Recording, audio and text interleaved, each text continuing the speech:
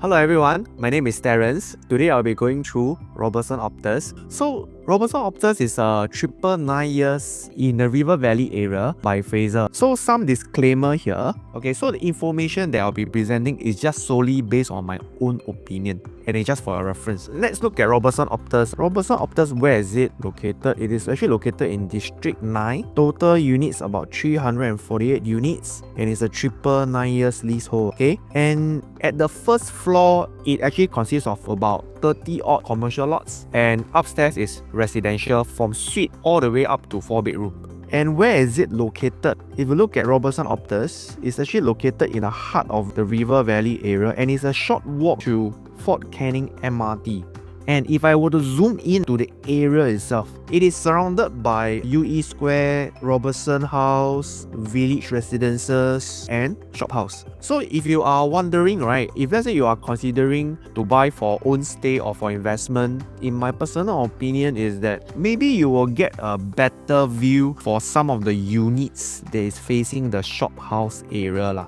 And the developer have placed it such that some of the units that is facing the shop house areas are usually the 3-bedder and the 2-bedder. So next we will be looking at what are the type of unit that will be available for most of the buyers out there. It is actually from suite, the smallest is suite all the way to 4 bedroom. As you can see, right, the suite and 1-bedder and 2-bedder consists of about over 60%. Then the 3-bedder and 4-bedder form out the rest is about 40%. So what I can see here is that the unit mix in the whole development is actually quite well balanced, and it is actually very suitable for buyers who are generally looking at investment or for own stay. So in my personal opinion, it is actually quite important to buy something that has a good unit mix like this. Why? Because there are some condos out there which I know that the unit mix is not as good, meaning to say that maybe 80% is 1-bedder, 2-bedder, and there's a small percentage that is for own stay, which are the larger unit. Yeah, so generally in the market out there, this type of unit mix, they don't perform that well over the long run. Okay, if you look at the site plan, you will find that the most of my suite and 1-bedroom are tucked at block 15, which is facing the Village Residences site, and most blocks will have about 8 units per floor, except for block 9 which will have 4 units. And one thing to note is that the developer is actually quite nice. For all the units at block 15, they are giving a very high ceiling height, about 3.2 meter. Compared to the rest of the blocks, it's about 2.7 meters. So what does this mean to you? Is that you can imagine that even though it's a 1-bedroom, when you walk into the 1-bedroom, you can actually feel that, wow, this 1-bedroom is not like 420 square feet. It feels like a lot bigger, okay, because of the high ceiling height. Okay, so I think in this aspect, the developer is actually quite nice. Next, if we look at the finishing that the developer is giving, for the 1-bedroom and 2-bedroom, they are giving like 1,400 format tiles in the living room and dining. And this is a bit uncommon, I feel, because you will find that a lot in the market are probably 600 by 600 or 600 by 1002. But in this development, because the developer is giving 1004 by 1004, you will notice that as you walk into the 1-bedroom or a 2-bedroom, because the tiles is so big that you cannot even see the joint line. And this is important because it actually gives you a very luxurious feel of the whole place. And this is actually especially important for buyers who are looking into River Valley area, because most of the buyers, they just want to walk in and they just want to feel, wow, very big, very spacious, it's luxurious. And luxurious is the keyword for most of the condos in the River Valley area. Okay, and for the 3-bedroom and 4-bedroom, some of the 3-bedroom, not all, developer, they are giving the marble flooring for the living dining and the engineered timber, which is the old parquet in the bedroom.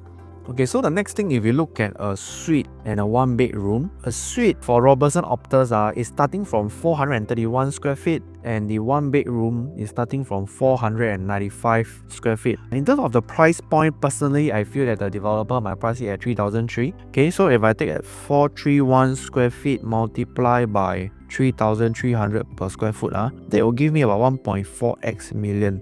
and for a 1 bedroom, it should be about maybe 1.6x million. So if let's say you are looking to buy a 1 bedroom in River Valley area, in Robertson Optus especially, this should be the price point that maybe the developer is looking at and you should be expecting. I think one key question is that if let's say you are looking to buy a 1 bedroom for investment, when it comes to investment, we always look at the demand supply ma. So I think you must have heard there are a lot of agents in the market have been saying that if let's say a 1 bedroom supply is low in the area, means you will be able to fetch a higher rental yield in the future. But is that always true? I think we need to analyze deeper into the area. So to show you whether is it true or not, I think I have taken Marina Bay versus River Valley for a comparison to take a look. So if we look at the demand supply in River Valley area and Marina Bay, in River Valley, if I pull out all the 1 bedroom, there is at least 300 units and above development, because we don't want to look at something that is too small, then it won't be a fair comparison to Robertson Optus. So I have UE Square, Martin Place Residences, the Avenue, Aspen Heights, and all this 1 bedroom ratio is about 16%. So 16%, I would say that is quite low in terms of the supply in the area.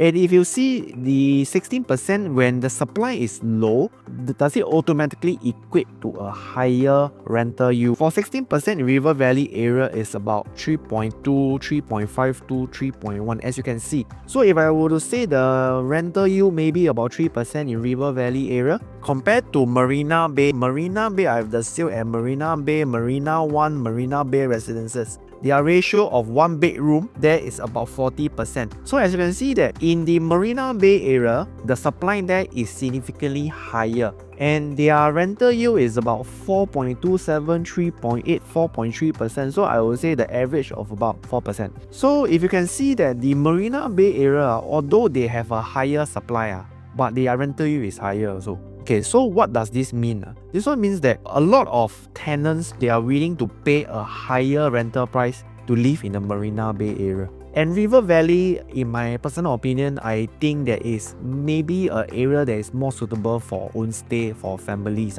So where a lot of agents actually tell you that a lower supply means that you are able to rent out at a higher price in the future, I think it is not entirely true. You have to analyze much deeper into the supply and demand and the demographic in that area to look at the real demand. Okay, and I think you must be aware that other than Robertson Optus, there are also 4 more plots of land that is coming up in the River Valley and Zion Road area. Okay, so the next one, if you look at the upcoming supply in the River Valley area, you have River Green, you have the River Valley Green Passer B, you have Promenade Pink, and you have Grand Zion. So how much will the developer price for River Green? River Green 1 bedroom is about 420 square feet. So if I multiply by 2,800 per square foot, that should give me about 1.17 million. Compared to Robertson, the 1 bedroom is about 1.4x million. Okay, so this price gap is about 250k. So whether or not is it worthwhile to pay this 250k, I would feel that if let's say you're looking for 1 bedroom purely for investment, you may want to wait out for River Green. Okay, but if let's say you're really looking at to own a freehold in the River Valley area, and then especially you're looking for own stay, I feel that probably you may want to pay for this 250k additional.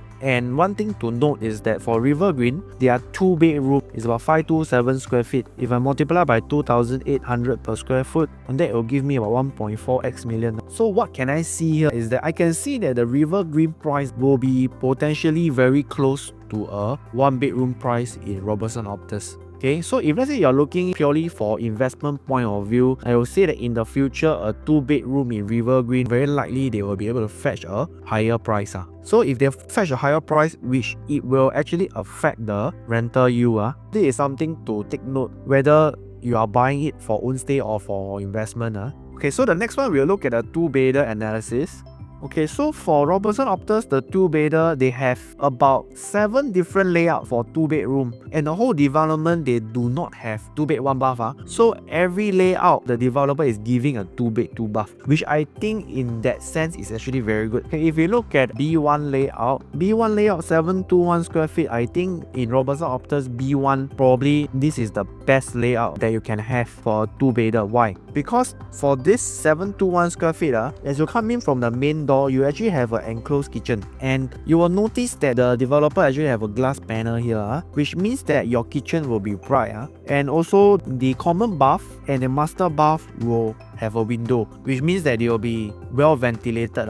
And where are they located? They are located at block 15, tucked at the 4 corners, which means that you will get to enjoy a 3.2 meter ceiling height as well. If you look at the other type, which is 689 square feet, 689 square feet is a dumbbell layout, but you will still get an enclosed kitchen and a sizable bedroom, where the bedroom 2 can fit queen size bed, master bedroom can fit a king size bed. But a bit of downside is that the common bath and master bath do not have window but I think this is not a deal breaker. If you look at in terms of the difference in size, is about 32 square feet. So 32 square feet, if I multiply by 3,300 per square foot, that will give me estimated about 100k differences in terms of pricing. So if you ask me whether should I get B1 or B2, I think it really depends on that very day how much the developer is pricing. If let's say the developer price maybe the B1 and B2, the price difference is less than 100,000, then I think it's worthwhile to go for B1. If it's 100k or more, then I think maybe you may want to consider B2. Okay, next, as I move on to another type of layout, B3 and B4. If you look at a B3 layout, which is 710 square feet, and B4 721 square feet, the main differences is that B3, as you come in from the main door, you'll have an open concept kitchen, and this is a traditional layout. You have a traditional walkway that walks to both of your bedroom, and this part I feel that is a little bit wasted space there. So you will notice that the master bedroom have no aircon latch. So this may be one advantage in terms of the layout, is that if let's say you are a bit more sensitive to the noise of the aircon latch, you may want to pick a B3, but the not so good side is that you got to accept a open concept kitchen.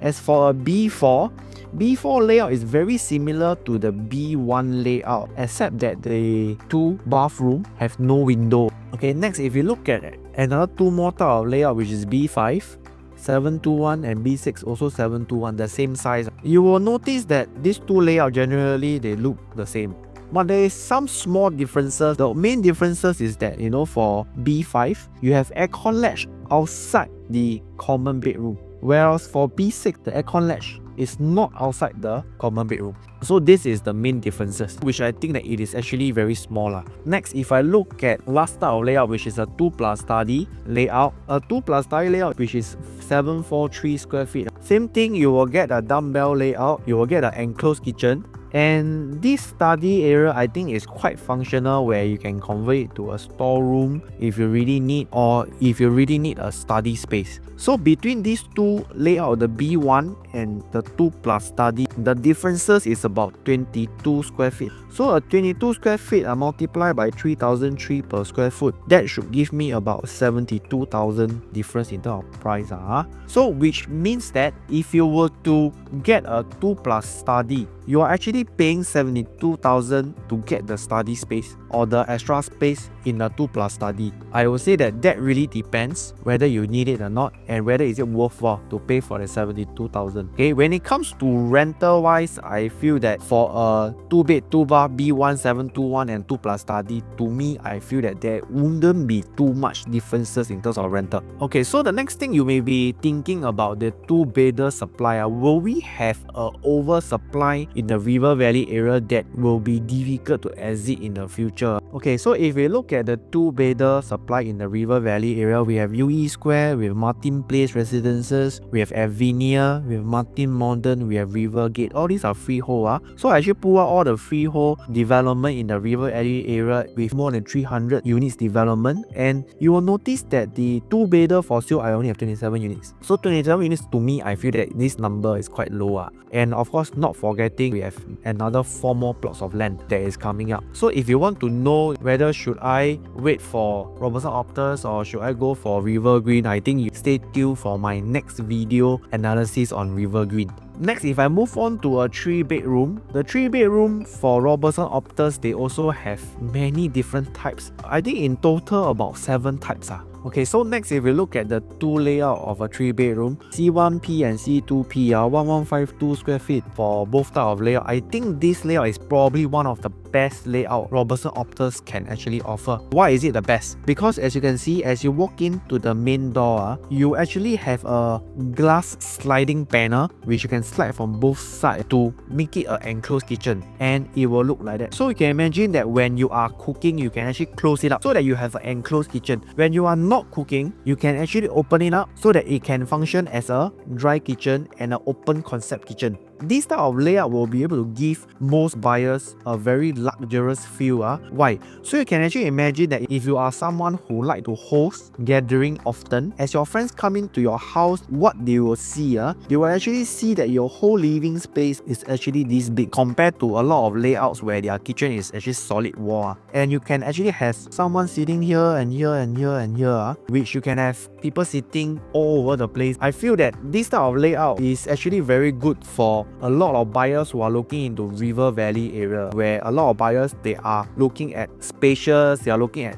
having a very luxurious feel, and this layout will be able to achieve that. So C1P and C2P look very similar except for very one small differences, which is the location of the household shelter and the DB box. As you can see, it's just a bit difference, but I think this will not make a lot of difference. Okay, so for these 2 layouts, C1S and C2S, 926 square feet and 980 square feet, I think the main differences is that for 92S, 980 square feet, the additional space goes to the balcony in the master bedroom. So it really depends on whether you need a balcony in a master bedroom, but I think based on my experience, a lot of buyers, they find that is a wasted space. And in terms of the differences in terms of size for these 2 is about 54 square feet. So if I multiply by 3,300 per square foot, that should give me about 178,000 for a balcony. Yeah. So I think that maybe C2S layout is not so ideal, but the next one we look at the other 2 layout. If I have 3 more type of layout, C3S, C4S and C5S, these 3 layout, right, the main differences, 1012 square feet for C3, C4 is 1023, C5 is 1044. Majority, they look very similar except for the foyer space. Okay, it's a bit different. Okay, so I think the differences is not very big, and this is probably the only big differences that I can see. Next, if I move on to C6 and C7. C6 and C7 with something that is very unique, they call it the dual flex layout. So what is a dual flex? Dual flex, you can actually find that as you come in from the main door, you have a open concept kitchen and you have bedroom 2 and the other 2 bedroom tucked at the different end of the house. So this type of layout, I feel that what you can do and make use of this layout, there are a few ways. One way, if let's say you're buying a 3-bedroom for investment purpose, you can convert this to a co-living area by building a wall and a door here and a wall and a door here, okay, this side. Then you can have the living and dining to have a common space area to share. So you can rent out here as a 1-bedroom and here as a 2-bedroom. Okay, so this is one idea where you can do a co-living style. Another way where you can do is that you can actually break this wall down and you combine the living and you have a larger living space. So this is also another type of usage where you can use for a dual flex layout. Okay, for C7 and C6, to be very honest, they look the same except for the foyer, which C7 is longer. Then the next one, we look at a 3-bedder supply in the River Valley area to see whether the whole area is there a oversupply situation or the undersupply. If I look at the 3-bedder in the River Valley area, if I pull out all these freehold condos, I only have 41 units that is for sale in the River Valley area. To me, I think this number, it is still quite low. So the next one, I will move on to a 4-bedroom. The 4-bedroom layout is not complex. They only have one type of layout, which is this 4-bedroom, which is 1539 square feet. For the 4-bedroom layout, you can actually see that what you will get 2 ensuite, one junior master and one master bath, and then you get a walk-in wardrobe. Maybe one of the things that you can consider is if you want a bigger living and dining space, you may want to consider to knock down this wall and you make it a landscape living dining. Then your whole area will actually look very big. But of course, there are some not so good about this type of layout, is that you will find that this layout do not have private lift, no private lift. So if you were to ask me, right, is this a deal breaker? I would say that if you look at development like Avenir, Multi-Modern, they have private lift, but we also have development who are doing very well. Owners are making a lot of profit and yet they do not have private lift. Development like Rivergate, UE Square, these are the developments that do not have private lift and yet they perform very well. So in my personal opinion, I think private lift is not a deal breaker in River Valley area. I think layout is something that is more important. The next one, if you look at the supply for the 4-bedroom in River Valley area, you only have 21 units, which is again very low. So if you look at the 2-bedder, the 3-bedder and the 4-bedder supply in the River Valley area, you will find that generally they are on the lower side. So what does this mean? It means that a lot of people, they are actually buying River Valley for their own stay, and not many people they are actually selling even for a 2-bedroom. So this is actually especially important. Okay, so that's the end of my video analysis. If you have any question, you can actually ask your agent. If not, you can actually drop me a message and then I can see how I can actually advise you better from there. My name is Terrence here. Alright, so I will see you in my next video. Bye.